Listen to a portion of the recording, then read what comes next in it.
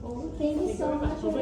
Thank you. Haven't been able to see Dulcie yet, but please tell her thank you.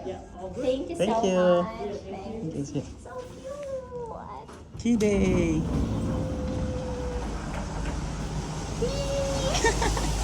Yun na yun ang pag-claim ng susi. Yun na yun.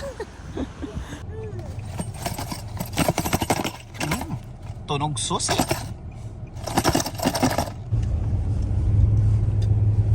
Yun guys, kung gaano kasad yung panahon ngayon, yung araw na ito ngayon, gano'n naman kasaya yung aming mga puso. Because finally! Meron na tayong bahay! Ganyan nga magpakita ng kasiyahan.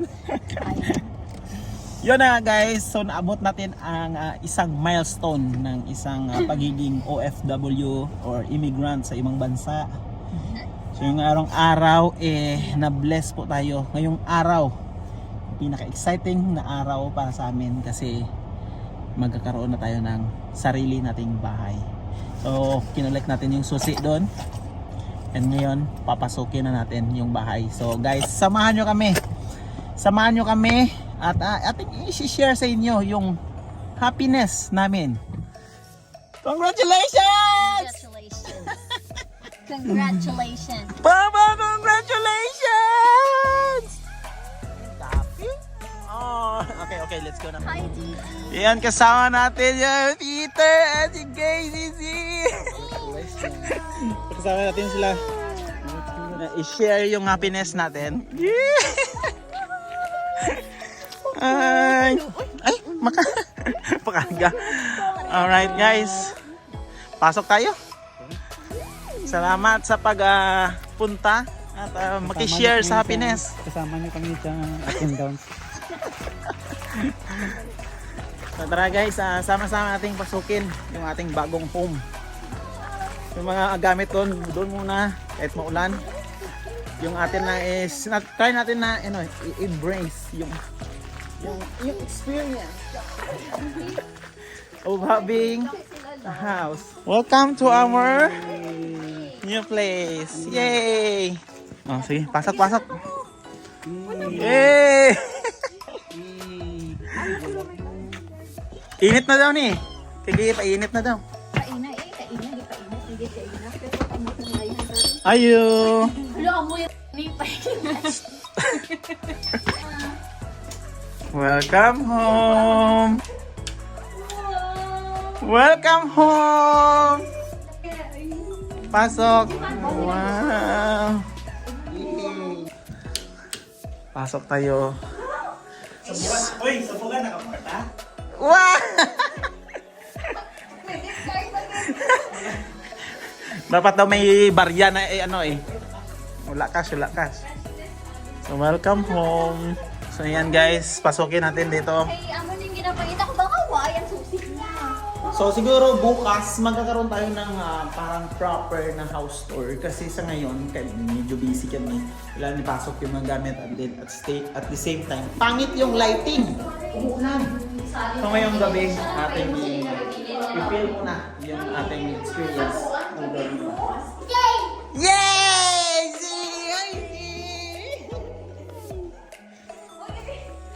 Oh. Naiyak ah!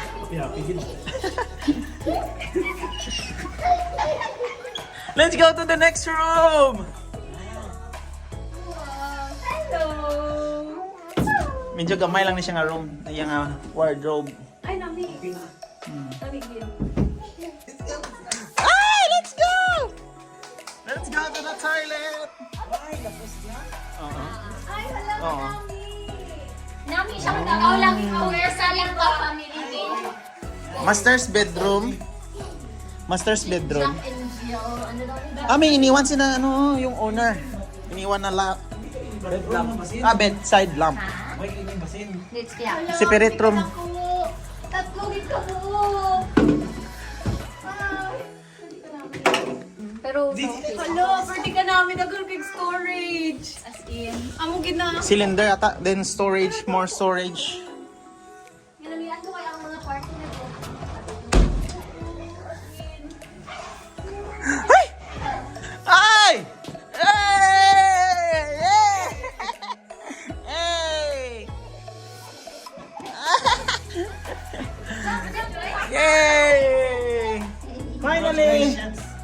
muna tayo. And we'll try to punuin yung bahay na ito ng mga magagandang memories. Congratulations sa ating lahat. Papa, congratulations! Are you happy, Mami? Happy na. Happy ka? Yeah. Congratulations! Oh my God, umas na ko. Dapat, sa kontratawain na. Ala, ala, ala, ala, ala, ala.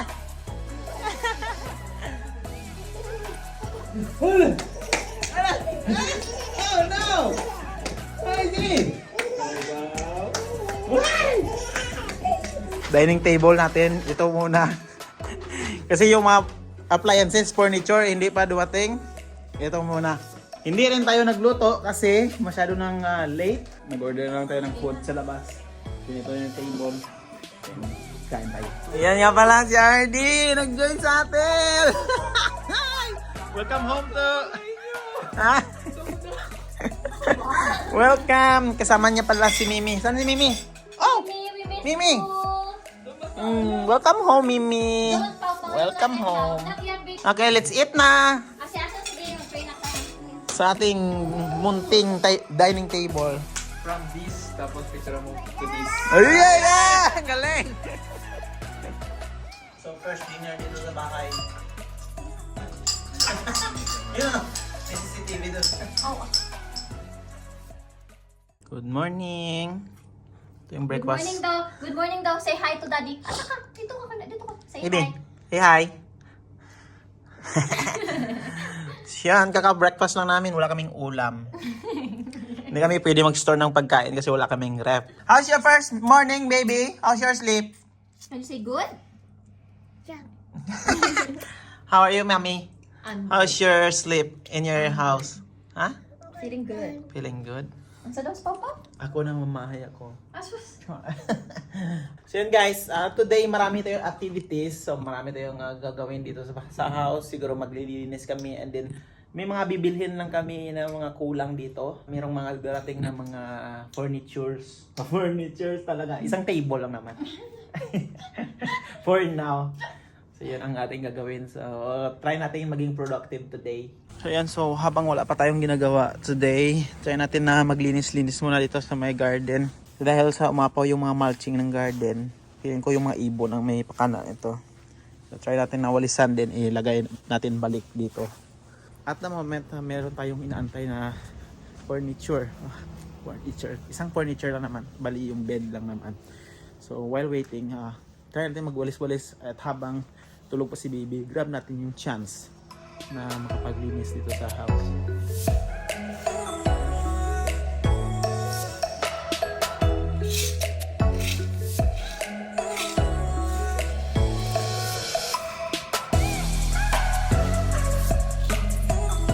So iyan na nga, dumating na yung isa nating furniture, yung dining table natin. Nakita natin sa second hand shop at saka medyo sabi namin, oh maganda, aesthetic. Kaya sabi natin, bilhin na natin to. Here. Kasama na dun sa table is yung chairs. Ito. Ang ganda ng chairs, oh. Leather. Not bad, eh. For second hand.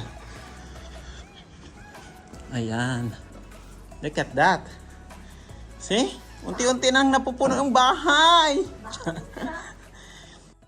Hello guys, welcome back to the third day natin dito sa my new house. So third day na rin ng aking day off. Tomorrow balik na itong trabaho. Before anything else, mag-house tour muna tayo. So finally mag-house tour na. So hindi tayo nakapag-video kahapon kasi pangit yung panahon, pangit yung lighting. So try natin today kasi medyo sunny day. It's a beautiful day today. And yes, tara guys, samahan nyo kami sa loob. Let's go! So guys, yung ating bahay pala is hindi siya sabi na yung sa front talaga ng kalsada. So papasok yung aming location. Makikita nyo dyan, oh. Yan. Yung mga 50 meters from the road. So guys, pasok tayo. So dito sa bahay, meron tayong garahe, no? Kasya yung dalawang sasakyan. Pero at the moment, pagpasensyahan nyo na kasi nagmo-move tayo. So marami pa tayong gamit dito sa garage. Papasok mo dito. Ganda kasi carpeted yung floor, no? So pwede nating gawing ang setup dito is pwede nating gawing yung mga sasakyan is nandiyan na sa labas. Then dito, pwede natin gawing gym. At saka, pwede natin gawing kitchen. Brief history lang pala dito sa bahay. Yung bahay is na-build ng 2009. And yung may-ari is Fijian. Very malinis siya sa bahay. Kahit 15 years old na yung bahay, hindi siya mukhang luma. Mukhang modern pa rin at mukhang bago. So dito pala yung ating laundry area. Meron tayong lavabo, and then at the moment wala pa tayong washing machine. Yung garage niya pala guys is ginawa niyang ring para kitchen. Oh, kung mapapansin nyo, meron siyang range hood. So dito siya nagluluto ng kanyang mga, kagaya sa ating mga Pilipino, meron tayong mga pagkain na masyadong matapang yung amoy. So siya, pagka meron siyang ulam na gustong lutuin na medyo matapang yung amoy, dito siya nagluluto sa may garage niya. Kaya hindi masyadong mabaho dun sa loob ng bahay. So pagpasok nyo dito is, ang makakasalubong nyo is ang medyo small garden. Small garden, yan. So, meron tayong i-maintain na lawn and then mga garden. Nung pagkita namin ng bahay guys, na-amaze kami sa garden niya kasi masyadong maganda, maraming flowers. Pero at the moment kung napapansin nyo, wala na. Kasi dinala niya rin yung mga flowers niya kasi mahilig siya sa flowers and mahal na mahal niya yung mga flowers niya. Kaya dinala niya lahat. May iniwan siya mga roses, mga ganyan. Ganyan nakalaki yung mga roses. Oh. Yan. Din yung iba dinala namin niya. Dito na side is meron tayong vegetable garden. Ayan oh. Meron pa siyang mga tanim-tanim na naiwan. Mayroong mustasa, mayroong garlic, and spring onion. Tara guys, pasok tayo sa bahay. Hi! Oh, pagpasok niyo sa bahay, i-welcome kayo ni Mimi. Yan. Mimi! Ito yung makita nyo eh. Dito yung living area. So wala pa kaming gamit. Wala pa kaming gamit at the moment. Kasi in order na. Pero kasi ngayon is weekend. Kaya wala pang delivery. So dito yung living room and then suppose or probably dito yung ating TV. And meron na tayong dining table na kahapon lang dumating. Remember? And dito na side is yung ating kitchen. Yan. Ito yung ating kitchen. Ito yung lagayan ng ref pero wala pa tayong ref. Kaya yan. And then dito tayo magluto sa kitchen. Kitchen natin. Dito yung pantry. Yan. And dito yung ating sink. And kagandahan nito guys, yung sink natin is meron siyang yung tinatawag na synchronator. Insynchrinator. Insynchrinator. Yan, may pangalan pa yun. Insynchrinator. So yung insynchrinator is kung meron tayong mga leftovers, pwede natin yan ilagay sa may insynchrinator. Then parang gigilingin niya and then diretso niya siya agad sa drainage. So, well, that's a new thing. Wala tayong ganyan sa bahay kaya maganda siya. And yan, meron tayong dishwasher. Yan. Super warm yung bahay guys, as in super warm. Yung floor natin is heated. Ngayon ko na-experience na kapag tiles yung bahay sa New Zealand, malamig ang tiles. Very amazing. Lalo na tayo mga Filipino, may tayo magpa-act sa loob ng bahay. Amazing. Ayan, tara. So from living room, pasok tayo sa bedrooms. So dito yung ating entrance going to the bedroom. And yung bahay pala is 3-bedroom house. So bago tayo pupunta ng bedrooms, dito pala yung garage kanina. Kung gusto mo talaga igarahe yung sasakyan mo, pagpasok ng sasakyan, pwede ka na pumasok agad dito sa bahay. Yan. Tayo sa bedroom. And kung mapapansin nyo, parang mahabang hallway. Diba? Maganda kasi mahaba. Pasok tayo sa first na bedroom. So dito na bedroom is yung sakto lang na size na bedroom. So meron natin yung na-provide na bed pero wala pang mga sheets. Wardrobe. Yan, wardrobe yan. Yan, okay. So daan na tayo sa first room. Now proceed to the second room. So pasok tayo sa may second na bedroom. Yan. So ito yung second bedroom. So nakapaglagay tayo ng sheets dito kasi meron tayong bisita, sila Peter and Gay, so dito sila natulog. And then dito, ito yung mga salamin isiniwan ito ng may-ari. wardrobe. Okay, that's the second bedroom. And paglabas natin, dito naman ang side is the toilet at saka ang bathroom. So yung toilet at bathroom natin is separated. Separate yung toilet. And then dito yung bathroom. So dito yung shower. Meron tayong bathtub na very favorite ni Pau Pau. Kasi dyan siya naligo. So dito yung ating sink. And hi! Lekonanan Pam! And one thing guys is floor heated siya. No? So magandang feature siya. At least hindi malamig sa paa. Okay, so next punta tayo sa master's bedroom. Tara. And this is the bedroom, master's bedroom. So, mapapansin nyo guys, masyadong mababa yung bed kasi yung kanyang bed base is nandun pa sa garahe. Kasi by the time nung nag-move kami ng mga beds, umuulan. Eh yun yung bed base is yun yung nasa taas ng trailer. Kaya yun ang nabasa talaga. Meron siyang wardrobe din. Maraming storage yan. Pagpasensya nyo na kasi wala pang laman or nagkakalap din sa loob kasi wala pa naman tayong gamit. Yan. Meron siyang lagusan going to the toilet. Toilet kanina. Yan. So, from the master's bedroom, meron siyang access going to the toilet and bathroom. Yan. From the master's bedroom, meron tayong access going to the garden. Meron tayong malaking sliding door dito. Yan ang pagkagising mo na wala ka pang damit. Labas ka na kagad kung gusto mo i-feel ang heat of the sun. Yan. So guys, welcome to the patio. Meron tayong ilalagay ng mga outdoor chairs and table. Pwede tayong mag-barbecue dito. Pwede tayong mag-hangout kung hindi malamig mga ganito kagandang araw.